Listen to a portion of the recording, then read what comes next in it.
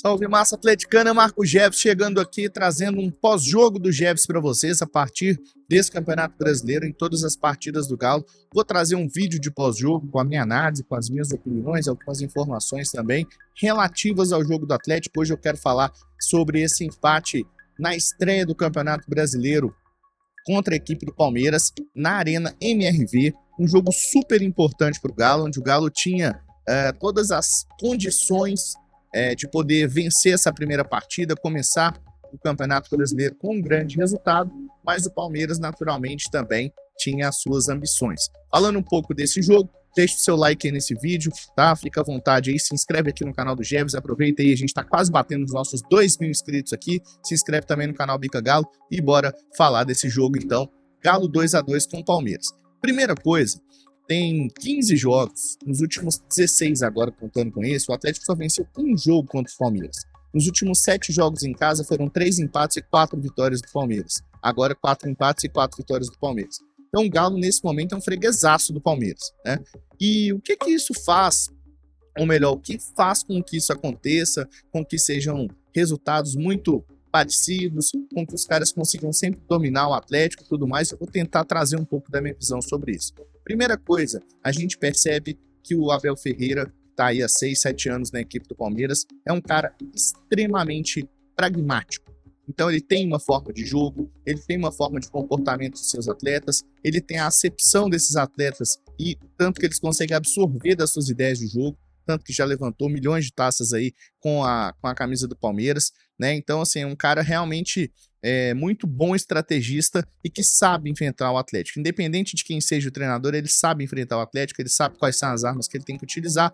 E no primeiro tempo, o Palmeiras começou o jogo muito equilibrado, junto com o Atlético, né? Um jogo ali de posse de bola na casa de 52-48 para o Galo, às vezes variava um pouquinho para lá, para cá, mas um jogo bastante equilibrado, de muita troca de passes, especialmente no meio campo, com pouca chegada dos times no gol, né? O Hulk teve até uma chance no início do gol, conseguiu cortar e chutar para fora, mas numa jogada de bola aérea, como sempre, ou quase sempre acontece contra o Atlético, e principalmente a favor do Palmeiras, mais um gol de bola aérea, um cruzamento de escanteio, que o Flaco Lopes acabou no primeiro pau cabeceando, sem chance para o Everson. Detalhe, ele estava sendo marcado por 2 jogadores, estava com o Alonso, tinha um outro jogador atrás, estava livre no meio de todo mundo. Então, assim, por mais que o Sampaoli ele treine, insista nessa jogada de bola aérea, até antes do jogo, eles treinam essa bola aérea, até no treino, na arena ali mesmo, antes do jogo,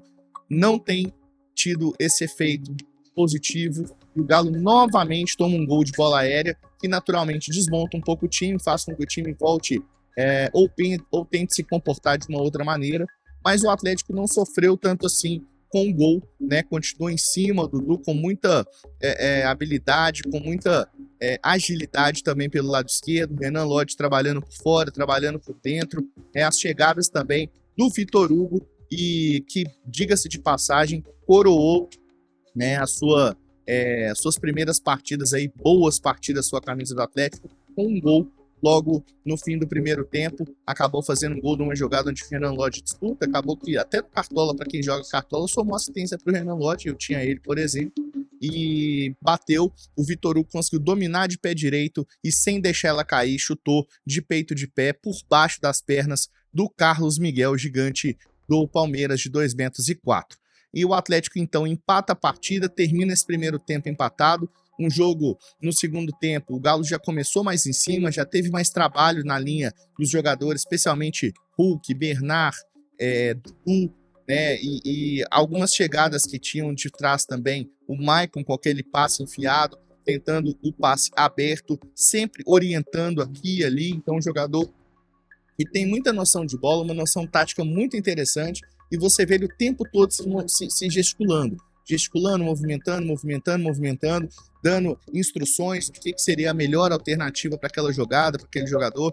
Então gostei da partida do Maicon também, o Igor Gomes com algumas chegadas também, um pouco mais limitado, mas chegou também em algumas jogadas, e acaba que no segundo tempo a gente tem a situação da entrada do Coelho no lugar do Dudu, e o Coelho bota fogo na partida, literalmente, com 1 minuto e pouco de jogo, 1 minuto e 10 de jogo, o Everson dá um lançamento daqueles que só o Everson faz no Brasil, baita lançamento, encontra o Coelho nas costas da zaga, o Coelho bate ali sem deixar a bola cair e a bola morre no fundo das redes do Carlos Miguel, virando o jogo para o Atlético. O problema é que o Coelho, segundo o árbitro de vídeo, Wagner Way, estava um beicinho de pulga à frente e acabou anulando o gol do Galo. Poucos minutos depois, Gustavo Scarpa também entrou na vaga do Bernard também muito bem, sempre com a batida na bola, sempre nos cruzamentos, sempre no estilo Scarpa de jogar ao modo Sampaoli, né, que é mais aberto, mais sendo um jogador importante nas batidas na bola, que efetivamente um grande articulador do time.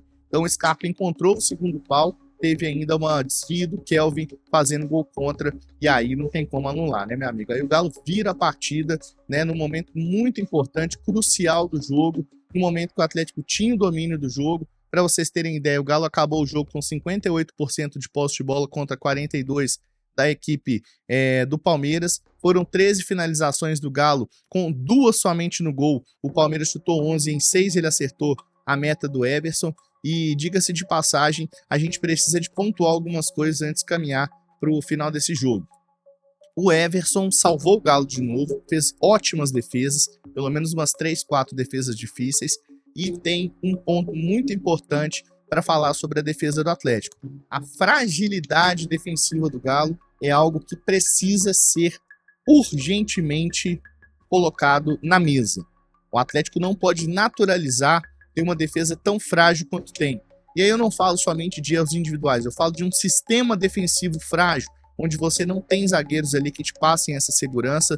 Pelo menos umas 3 ou 4 bolas passaram na frente do Alonso e conseguiram chegar ao gol do Everson, mas com defesa do goleiro atleticano, né? O Juan Tressoldi não teve uma partida tão ruim, mas também teve algumas falhas por ali, especialmente pelo miolo da zaga, né? Então o Palmeiras chegou com o Maurício pelo menos umas 2 vezes, o Vitor Roque pelo menos 2 vezes, que acabou entrando no segundo tempo e empatando a partida no lance de azar, né? Ele acabou disputando a bola com o Alan Franco, a bola bate no Everson, volta no Vitor Roque, entra, empata o jogo, mas o Atlético mostra uma fragilidade defensiva.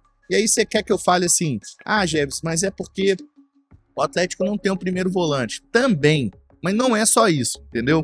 A zaga do Galo, o conjunto defensivo do Galo não me passa segurança. Isso aí é uma coisa que vai ser ajustada pelo treinador, com a chegada de um volante, com a chegada de 1 ou 2 zagueiros, enfim, né? Tem que ter ali uma maior segurança defensiva. Porque não adianta o time ter um volume de criação interessante, conseguir conversão das suas oportunidades. Nem foi tanto o caso assim, fez 2 gols, mas tentou 13, só acertou 2 no gol, né, justamente as bolas que entraram, e o Palmeiras acertou 50% da finalização no gol. Então o Atlético tem que aumentar o nível, a precisão das suas finalizações, mas fica aí um alerta, que o Galo trocou mais passes que o Palmeiras, teve mais posse de bola que o Palmeiras, teve mais próximo do gol que o Palmeiras, teve um gol anulado, né, que é difícil a gente colocar aqui que não foi, é um lance muito difícil. Eu, particularmente, eu acho muito complicado a gente depender do olhar humano para poder fazer aquela traçada das linhas de impedimento. Aquilo ali é feito totalmente manual, né? E durante o Campeonato Brasileiro há uma expectativa que já era para ter começado, né, CBF, com o Campeonato Brasileiro, já com o impedimento semiautomático, assim como funciona nas principais ligas do futebol mundial, por exemplo, na UEFA Champions League. Então a gente não tem ainda esse momento, né, essa tecnologia ao favor, e começa da mesma maneira, com erros ou com situações que geram dúvidas e que, dependendo, podem atrapalhar esportivamente um resultado que seria mais justo de uma partida. Acho que o Galo produziu o suficiente para ganhar, principalmente no segundo tempo, assim como no jogo contra o Cruzeiro. O Galo voltou no segundo tempo mais ligado, o Renier entrou bem, quase que ele fez um gol no finalzinho, numa cobrança de falta do Hulk. O Hulk sofreu 5 ou 6 faltas na partida, então foi um jogador caçado pela defesa do Palmeiras. O Murilo, que foi pelo menos umas 3 faltas foram do Murilo, né? Então o Hulk caçado pela defesa do Palmeiras, também muito marcado pela arbitragem, mas fez um jogo ok, um jogo que não foi assim um grande destaque do Hulk, na minha opinião. Gostei muito da atuação do Renan Lodge, novamente é um jogador diferenciado, um jogador que tem a noção de jogar por dentro, por fora, pé direito, que não é o bom dele, é bom também, funciona, né? Ele tem ali recursos também com o pé direito, teve algumas chegadas de linha de fundo, alguns cruzamentos de meia da intermediária, Então, gostei muito da partida do Renan Lodge, acho que foi um jogador bem interessante. Gostei do Maicon também, vai se consolidando. E queria dar um destaque para o Vitor Hugo, o Vitor, camisa 30, que realmente vem pedindo passagem e justificando, né, o favoritismo de suas escalações como titular, né? Ele foi 3 vezes titular seguido desde que ele chegou e não saiu mais do time, realmente justificando. Hoje fez gol, pisou na área, ajudou, desarmou, trocou passes, foi um jogador importante, intenso. Então gostei muito da partida do Vitor também, camisa 30, e novamente o Dudu aparece para mim como um dos destaques. Jogador muito agudo, muito rápido, driblador, tem que caprichar um pouquinho mais na finalização, mas é um jogador muito inteligente, né?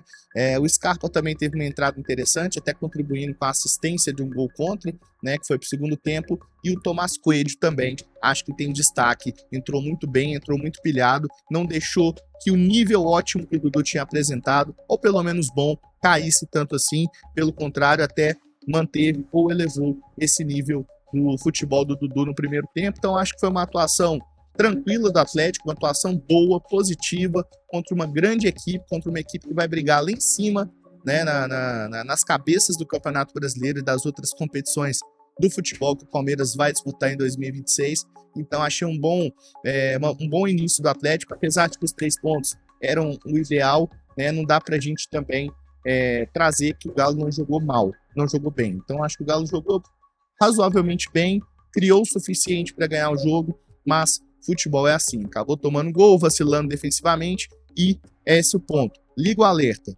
Fragilidade do sistema defensivo, seja com o primeiro volante, seja com os zagueiros, né? Muitas facilidades do Palmeiras, ou muita facilidade do Palmeiras de chegar pelo miolo da área do Atlético. Agora, o Galo volta a enfrentar